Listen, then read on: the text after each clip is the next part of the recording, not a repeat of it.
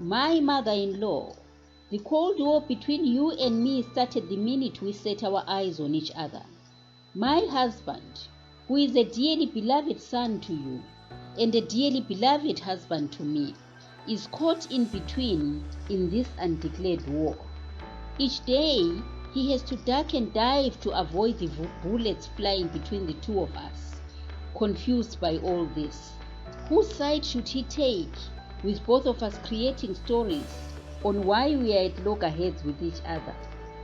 His indecisiveness has earned him the title of a weak man, yet he understands that both of us have flaws. Yet he understands that he matters to both of us equally, and so do we to him. If you are my enemy, it causes turmoil in my husband's life. Wouldn't you like to see your son happy? Wouldn't you like to see your son build a strong home?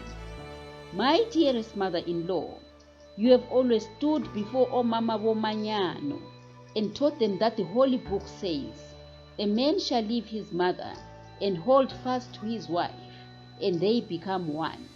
Yet the reality of applying that seems an insurmountable task when it comes to your own offspring. My dearest mother-in-law, you have always preached the gospel of your psychologist, who says that husbands who do not stand up for their wives destroy their marriages. Yet it applies only to your marriage, it seems. My dearest mother-in-law, you have always reminded my dad-in-law that he should be the man of the house and not allow his family to run his home. Yet the same gospel is more complicated than that when it comes to you applying it to my marriage.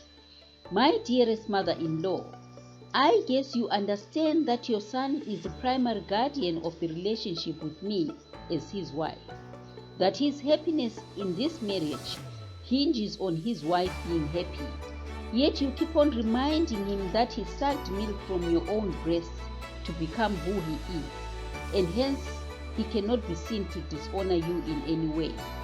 My dearest mother-in-law, I come to this family in peace, not to fight. Mamazala, I come to build a home, not to destroy the family that's standing. All that I ask is that you let go of your son so that he can be my husband. Mamazala, I know that your family paid lobola for me. Please don't rub that into my face. After all, ilobola was a gesture of bringing our families together and not a way of recruiting me as your slave. My dearest mother-in-law, please do not tell me how to raise my kids. I live with the child that you brought up, and he's still work in progress. Mamazala, please stop finding fault in the way I manage my household. Ngisesemncane, ngisadinga indlela yami. I'm doing my best to refine my house management skills without you adding salt to injury.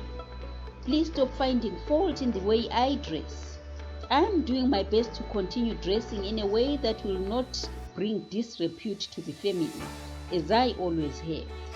Mamazala, please stop finding fault in the way I treat your son. I'm doing my best to continue treating my husband with dignity, as I have always done from the beginning of our relationship. My dear mother-in-law, please stop asking my husband to choose between me and you.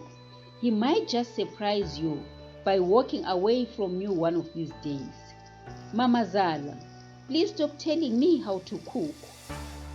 I have been cooking my own food for the past 20 years.